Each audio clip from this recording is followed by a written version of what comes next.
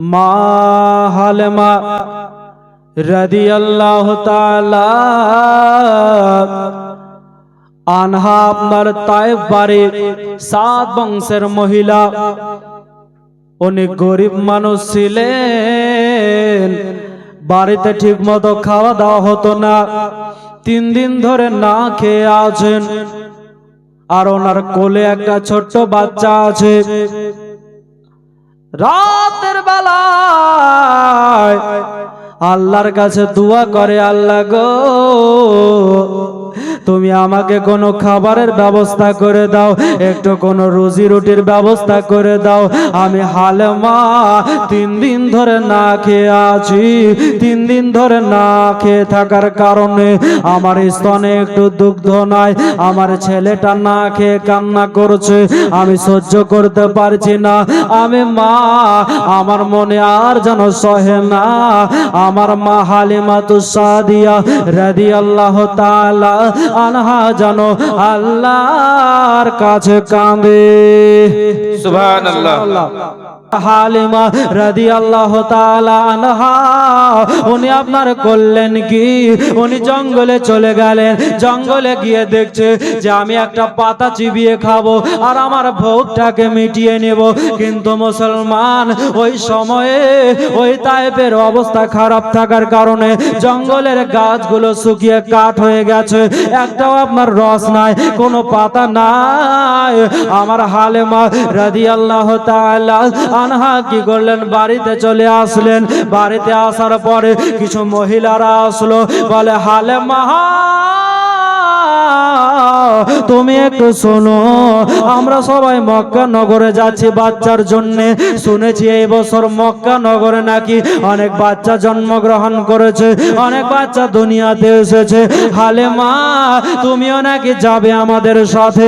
ও বাপজিরা ভাইরা, হালিমা রাদিয়াল্লাহু তাআলা আনহাকে এই কথা বলার পরে ওই মহিলারা যেন মক্কা নগরের দিকে রওনা হয়ে গেল।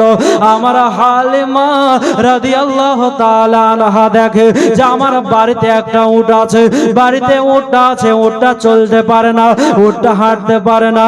উনি টেনশন করতে লাগলেন, উনি চিন্তা করতে লাগলেন যে আমি মক্কা নগর কি করে যাব। কিন্তু বাপজিরা ভাইরা, ও মুসলমান ইমানদারেরা, ওয়াহাবের সংসার আপনার ওয়াহাবের সংসার, তাই মনে মনে চিন্তা করলো আর স্বামী হারিসকে ডাকলো, স্বামী গো চলো মক্কায় চলে যায় আর সেইখান থেকে বাচ্চা নিয়ে আসি। ওই বাচ্চাটাকে মানুষ করে আমরা তার মার কাছে ফিরিয়ে দেব আর তার বিনিময়ে কিছু টাকা পয়সা পেয়ে যাব। সামাইনে কিরাম স্বামী হারিসকে নিয়ে আপনার মক্কা নগর রওনা হয়ে গেল।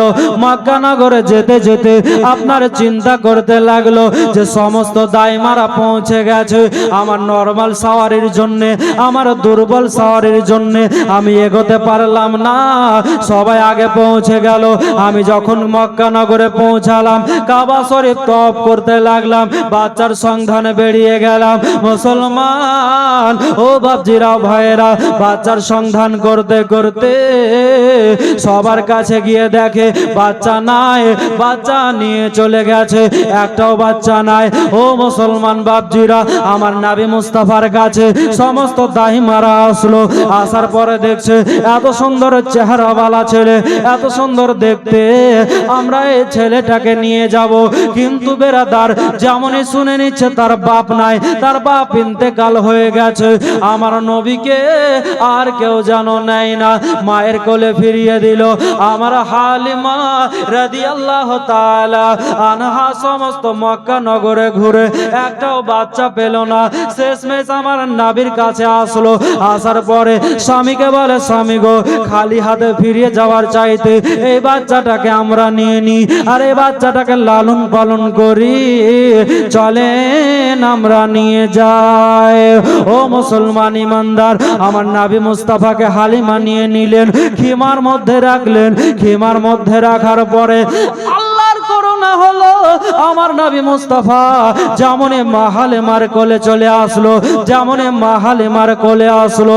বেরাদার ও মুসলমান ইমানদারেরা, আমার হালিমা রাদিয়াল্লাহু তাআলা আনহা বলে যে আমার স্তন যেন দুধ চলে আসে, আমার বাচ্চাকে আমি পান করালাম।